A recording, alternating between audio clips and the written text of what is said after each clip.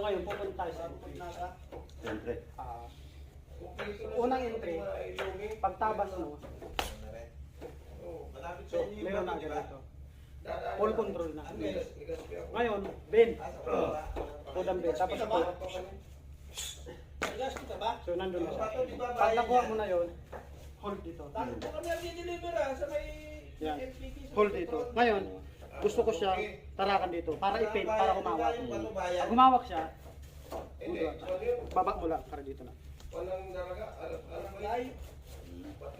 Ulit. Unang entry. Kuha agad. Tabas na to. Tapos hawak dito. Pag hawak mo na ngayon, ipipaint ko siya, tutok. Para pa humawak siya. Pag humawak siya, down, para grab. Tapos tak siya doon.